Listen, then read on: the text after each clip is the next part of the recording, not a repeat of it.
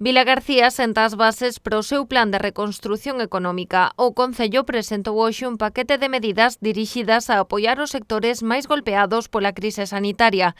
Os hostaleiros, comerciantes e autónomos que xustifiquen perdas no seu negocio derivadas do coronavirus poderán recibir axudas directas. Con plantillas inferiores a 10 traballadores e cuya actividade se vera afectada por esta crise sanitaria e ocasionara o peche da actividade, é dicir, non poidera traballar, pois os titulares dun negocio poderán obtener unha subvención municipal de ata 500 euros e aqueles que sexan titulares de máis dun negocio de ata 800 euros. Para aqueles que non pecharon, pero sí que se viese afectada a súa actividade, con plantillas inferiores a 10 traballadores, habería tamén dúas modalidades, os titulares dun negocio de ata 300 euros e os titulares de máis de un negocio de ata 500 euros. Son achegas financiadas de xeito íntegro con fondos municipais e que veñen complementar a outras que poñan en marcha o resto de administracións públicas. Os cálculos que se están estimando poderían chegar hasta os 400.000 euros de orzamento municipal, unha cantidad importante para un concello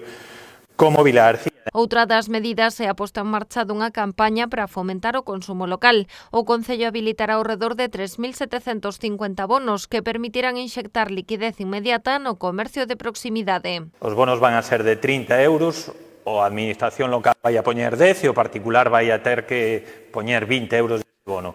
Vai ao comercio, compra o que quere, o consume o que quere e despois o comercio virá a administración local entregando eses bonos e se lle fará a transferencia dos cartos que cada comercio, cada negocio tenga desa campaña de promoción do noso comercio local. E se vemos que funciona e interesante, pois se fará, como decía, unha segunda fase. Ademais, o Goberno estuda reorientar fondos EDUSI dentro do programa Vilagarcía Avanza dedicados á temática social para empregalos en políticas de fomento do emprego. Varela trasladou hoxe estas medidas á oposición no encontro que mantiveron durante a mañá.